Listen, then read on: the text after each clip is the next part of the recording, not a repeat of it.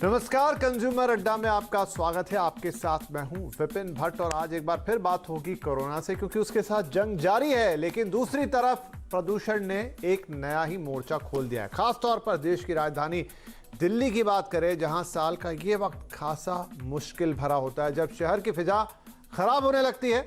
ऐसे में सवाल ये उठता है कि कोरोना जो एक ऐसी बीमारी है जो सीधे हमारे फेफड़ों पर अटैक करती है और प्रदूषण इसमें दूसरे विलन का रोल अदा कर सकता है। मतलब अब कोरोना के साथ साथ हमें प्रदूषण से भी जिंदगी और मौत की जंग लड़नी होगी। तो आज इसी पर होगी बड़ी चर्चा, जिसमें शामिल हो रहे हैं कुछ खास मेहमान। डॉक्टर दीपक सिंगला, जो कि एमडी हैं महाराजा अग्रसेन हॉस्पिटल के और जाने माने डॉक्टर हैं शहर के। इसके अलावा डॉक्टर निखिल मोदी, जो कि सांस रोग विशेषज्ञ हैं और इस बारे में काफ़ी ज़्यादा जानकारी रखते हैं। साथ ही सीएससी से जुड़ेंगे विवेक चट्टोपाध्याय, जो कि एक एयर पॉल्यूशन एक्सपर्ट हैं। तो आप सबका बहुत बहुत स्वागत है। डॉक्टर मोदी, मैं आपसे शुरुआत करता हूं कि कोरोना के खतरे से तो हम जूझ ही रहे थे और अब इस पर जो प्रदूषण आ गया है सिर के ऊपर, और ख़ासतौर पे दिल्ली में हम हर साल जानते हैं कि जैसे ही साल का ये वक्त आता है तो वैसे ही लोगों को सांस लेने में दिक्कत होने लगती है। जिनको पहले से ही कोई सांस से संबंधित रोग है, जिनके फेफड़े कमज़ोर हैं, उनको ऑलरेडी बहुत दिक्कतें होती हैं और अब तो कोरोना का भी खतरा है। ये कॉम्बिनेशन कितना डेडली है? जी बिल्कुल, ये आने वाले टाइम में ये खतरा एक डेडली कॉम्बिनेशन ज़रूर बन सकता है। वो इसलिए क्योंकि जो पोल्यूशन है, आजकल हर साल हम इस टाइम पे बात करते हैं कि जो ये पोल्यूशन होता है, जैसे ही आता है लोगों के ब्रोंकाइटिस बढ़ जाते हैं।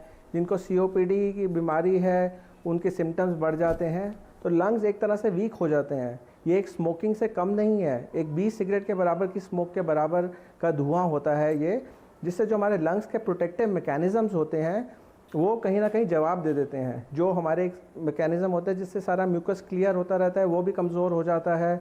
नई नई बीमारियां लंग्स में, एस्थमा बढ़ जाता है, सीओपीडी बढ़ जाता है। तो जब ये वीक लंग्स में कोरोना आएगा तो ऑलरेडी जो वीक लंग्स हैं, हम ऑलरेडी कह रहे हैं कि जो सांस के पेशेंट हैं उनमें कोरोना के सीवियर फॉर्म होने का चांस ज़्यादा है।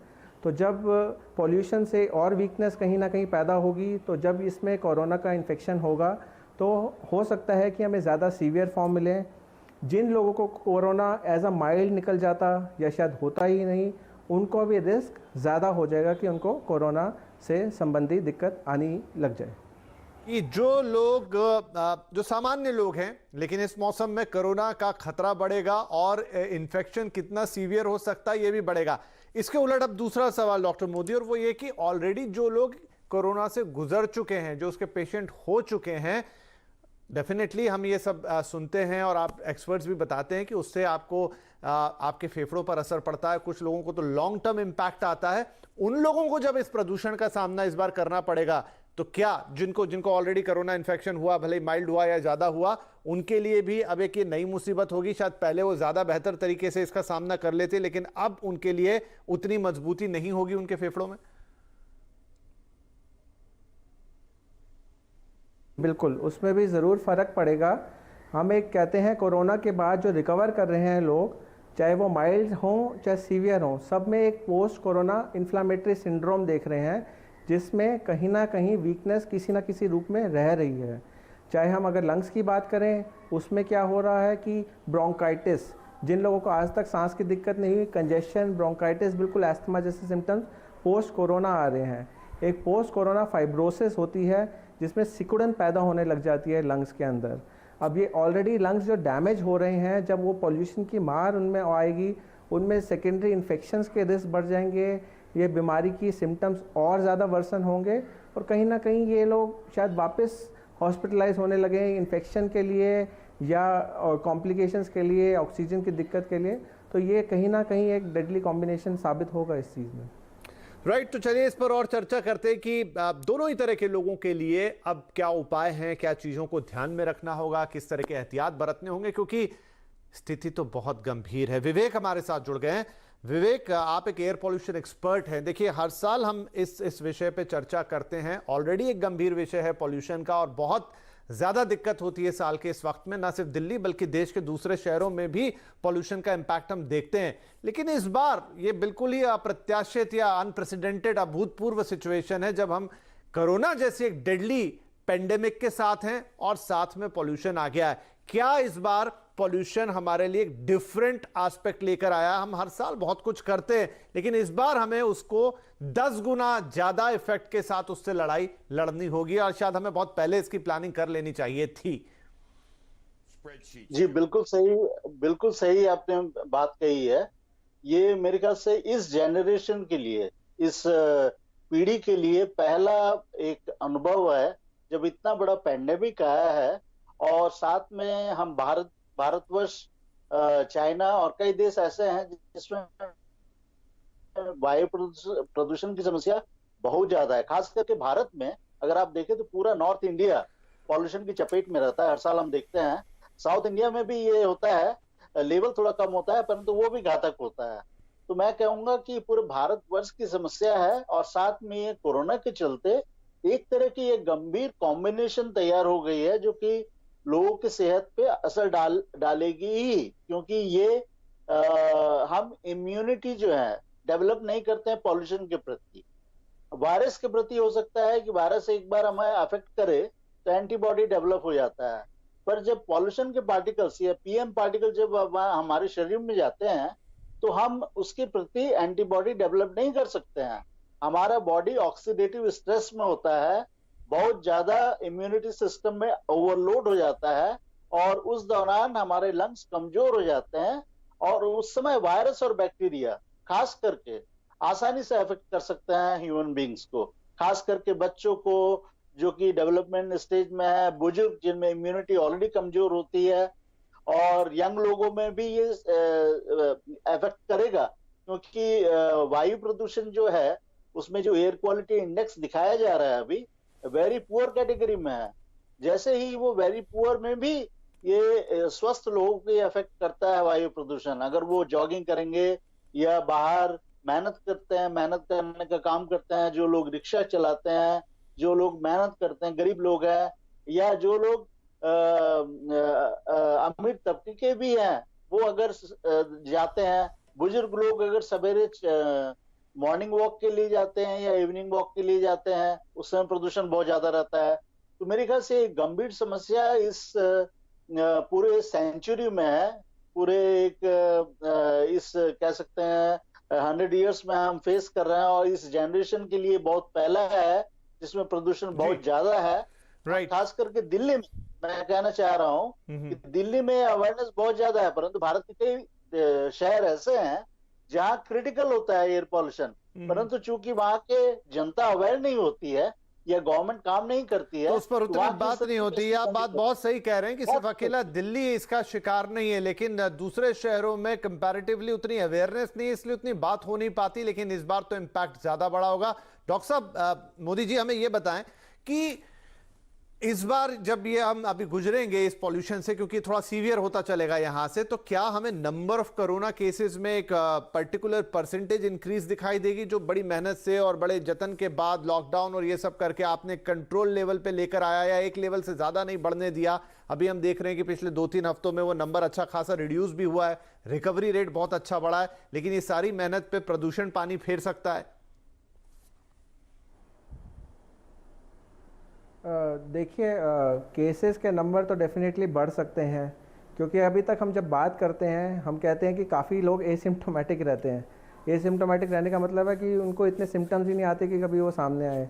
अब पॉल्यूशन के रहते जब नंबर ऑफ पेशेंट जिनको सिम्टम्स बढ़ेंगे तो सामने भी ज़्यादा आएंगे, नंबर ऑफ केसेस उस वजह से भी हमें ज़्यादा दिखेंगे।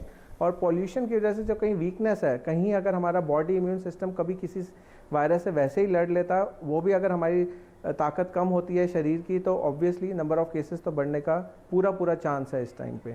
राइट। तो वैसे भी हर साल हम देखते हैं कि इस टाइम पे जब पॉल्यूशन बढ़ता है और सर्दियां आती हैं तो वायरल और ये ऐसे इन्फेक्शन ऐसे ही बढ़ जाते हैं। तो डेफिनेटली कोरोना कोई अलग चीज़ नहीं है, वो भी एक वायरल ही है, तो उसका भी बढ़ने का चांस पूरा है। डेफिनेटली। विवेक, ये बताएं कि प्रदूषण क्यों बढ़ता है, ये बड़ी लंबी बहस है। हर साल हम कहते हैं और अलग अलग चीज़ों को जिम्मेदार ठहराते हैं। सड़क पर चलने वाली गाड़ियां हो गई, फैक्ट्रियों से निकलने वाला धुआं हो गया, और एक पराली जो बहुत बड़ी विलन के तौर पे सामने आती कि इस वक्त पराली जलती। लेकिन क्या ये सब एक साथ कंट्रीब्यूट करते हैं अलग अलग लेवल पे, या इनमें से कोई एक फैक्टर बहुत ज्यादा बड़ा है, उसे कंट्रोल कर लेंगे तो कंट्रोल कर पाएंगे? क्योंकि कंट्रोल तो इस बार करना होगा। क्या आप गाड़ियां चलाना फिर से बंद कर दें, पराली पे बिल्कुल 100% रोक लगे, क्या होना चाहिए? वायु प्रदूषण में डिफरेंट स्रोत जो हैं प्रदूषण के, उनका कंट्रीब्यूशन देखेंगे तो वो डे टू डे वेरी करता है। क्योंकि खास करके अगर हम दिल्ली की बात करें तो इस समय विंड डायरेक्शन भी चेंज हो जाती है। नॉर्थ वेस्टर्ली विंड डायरेक्शन हो जाने से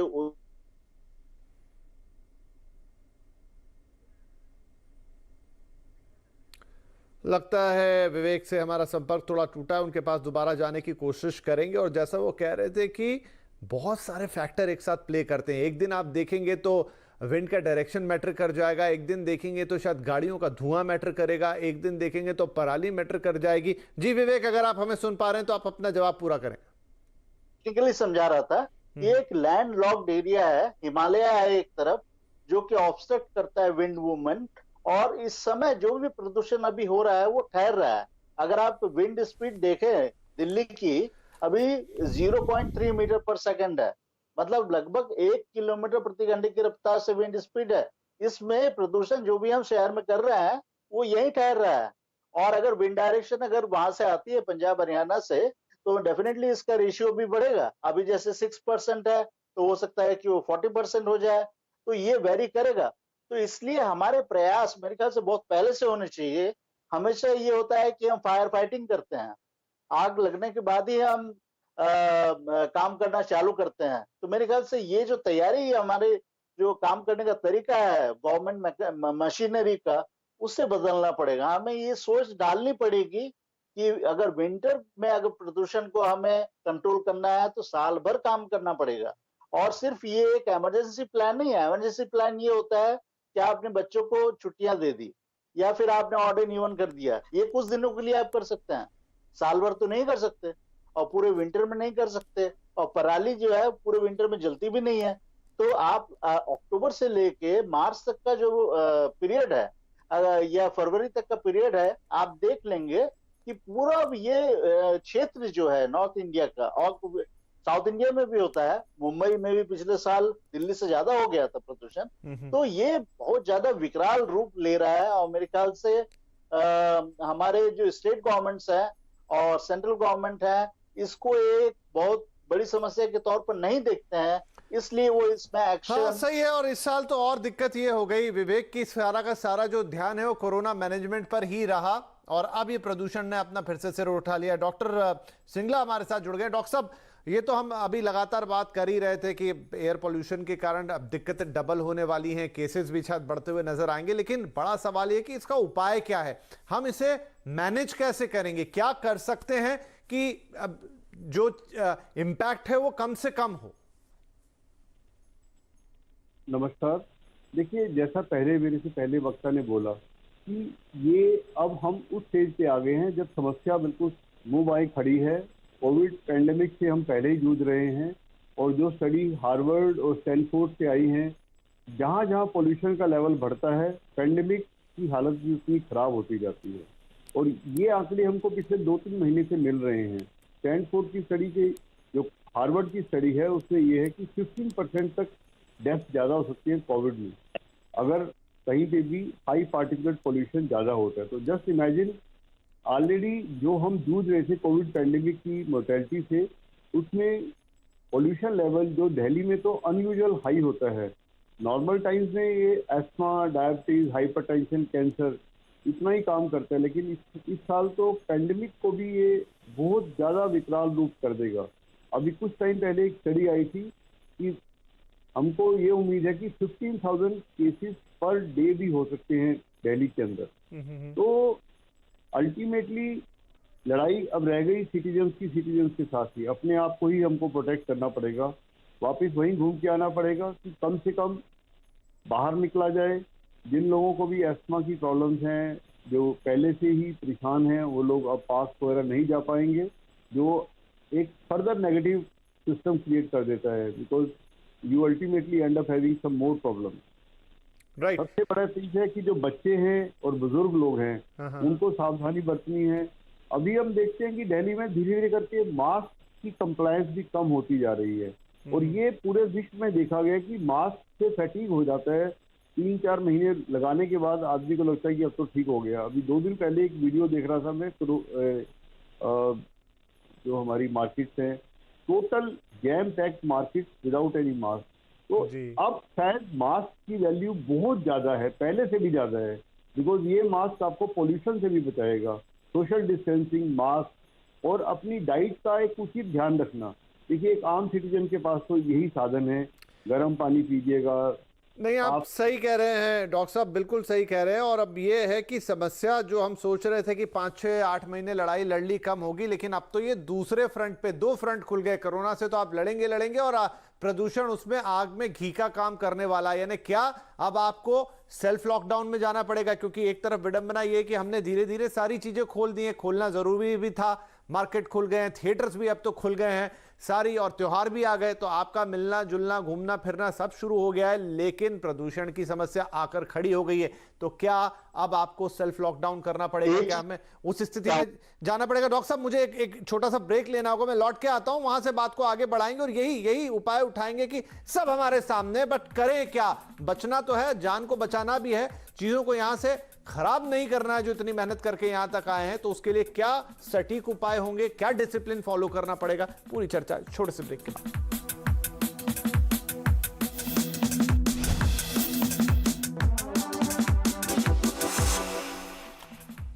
वेलकम बैक। आप देख रहे हैं कंज्यूमर अड्डा और बात हो रही है कि कोरोना के साथ जंग, लेकिन अब प्रदूषण भी आ गया है संग, यानी एक और मोर्चा खुल गया है। अब फटाफट बात को आगे बढ़ाते हैं। डॉक्टर सिंगला, आप कुछ बताना चाह रहे थे और प्रश्न अभी भी यही है कि क्या अब हमको अपने ऊपर एक सेल्फ लॉकडाउन इंपोज करना होगा, बहुत हैवी डिसिप्लिन में जाना होगा?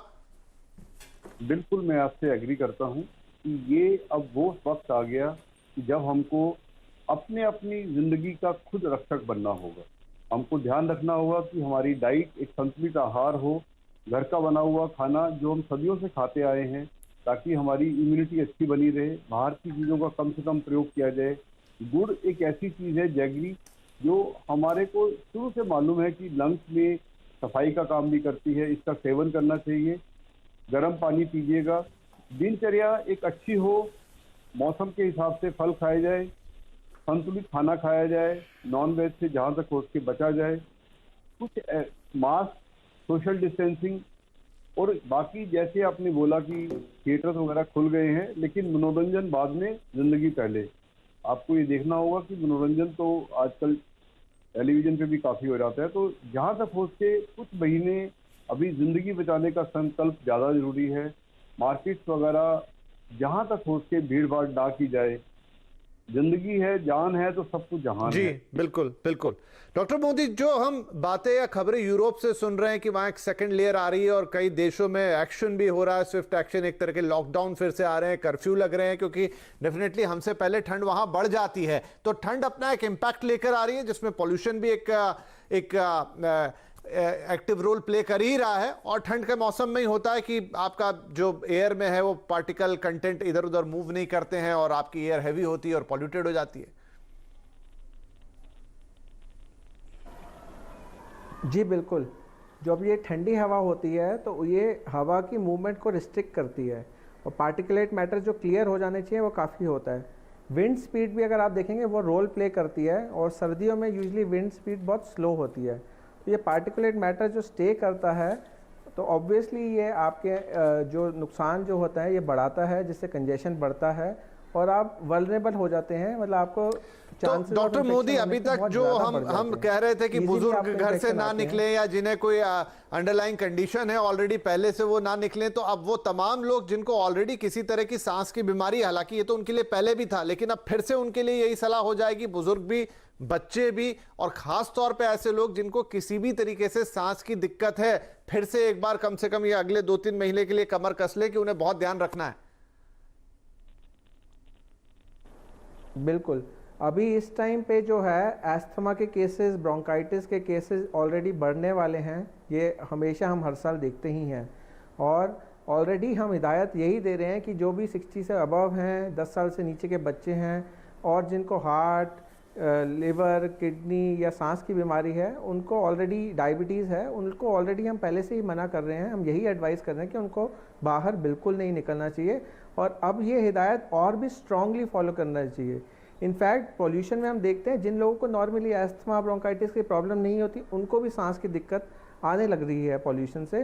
तो इस टाइम पे तो ये हिदायत है कि वो लोग भी बाहर जाना मैक्सिमम पॉसिबल अवॉइड करें, बाहर बिल्कुल ना जाएं इस केस में। जी विवेक, आप क्या कहेंगे कि इस बार क्योंकि कंडीशन बिल्कुल अलग है, हमें बहुत सख्त उपाय अपनाने चाहिए। अगर आपको कंस्ट्रक्शन एक्टिविटीज रोकनी है तो आप उसमें हिचकिए मत, अगर आपको ट्रैफिक मूवमेंट रोकना है तो हिचकिए मत, अगर पराली के लिए कोई नया सिस्टम डेवलप करना है कि ना ही जलाई जाए या उनको कोई कंपनसेट करना है फार्मर्स को, तो वो एकदम प्राथमिकता के साथ हो, उसमें कोई राजनीति ना हो, कोई उसमें बहसबाजी ना हो और उसे सब शहरों में एक साथ किया जाए, नॉट ओनली दिल्ली। बात है, हमें इसको युद्ध स्तर पर करना होगा। जैसे कोई एनिमी स्टेट हमारे ऊपर अटैक करता है तो हमारी आर्मी, हमारी नेवी, हमारी मिलिट्री सारी एक्टिव हो जाती है और वो पूरे तैयार हो जाते हैं एक्शन लेने के लिए। मेरे ख्याल से जब हम कोरोना वायरस के वॉरियर्स की बात करते हैं, हमें पॉल्यूशन वॉरियर्स की बहुत तगड़ी टीम चाहिए हर शहर में और उनको काफी एक्टिव होना पड़ेगा। उनको आइडेंटिफाई करना पड़ेगा कि जहां से पॉल्यूशन हो रहा है उसको इमीडिएटली रोकना होगा। आपने देखा होगा दिल्ली में कई जगह जब कूड़ा जलता रहता है तो उसे बुझाने के लिए कोई फायर ब्रिगेड नहीं आती। अगर वहां की आम जनता भी रहती है तो वो भी उसको केयर नहीं करते हैं। हमें ये सजगता बढ़ानी होगी। हमें दो तरह की टीमें बनानी होंगी पॉल्यूशन वॉरियर्स की। एक तो गवर्नमेंट की टीम है जो स्ट्रिंजेंट सबसे सख्त उपाय इंप्लीमेंट करे और सिटीजन अवेयरनेस टीम जो कि अपने इलाकों की खबर रखे और अपने इलाके में अगर कुछ भी प्रदूषण की एक्टिविटी हो रही है उसको रिपोर्ट करे और उसे बंद किया जाए। क्योंकि प्रदूषण एक तरह का आप कह सकते हैं कि जानलेवा इफेक्ट होगा कोरोना काल में। इसलिए हमें एक्स्ट्रा ऑर्डिनरी एफर्ट्स लेने होंगे। बिल्कुल युद्ध स्तरीय एक्शन लेना होगा, ये आपकी बिल्कुल सही बात है। और ये सारी चीजों के बीच में दर्शकों को याद दिला दूं कि जिस मास्क को आप शायद भूल गए हैं वो दोबारा आपके काम आने वाला है। पिछले साल तक आप मास्क को ऐसे एक इंस्ट्रूमेंट के तौर पर ही जानते थे जो पॉल्यूशन के समय आप लगाते थे।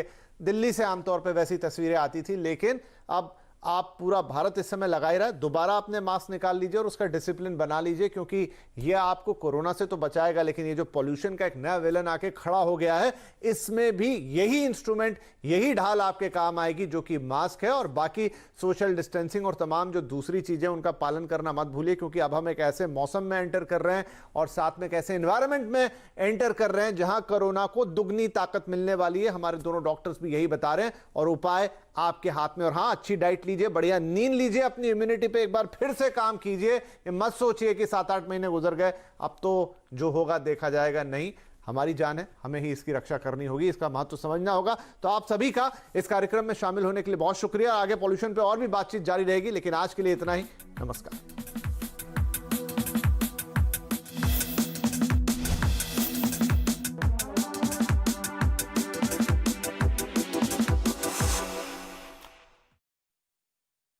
Investing in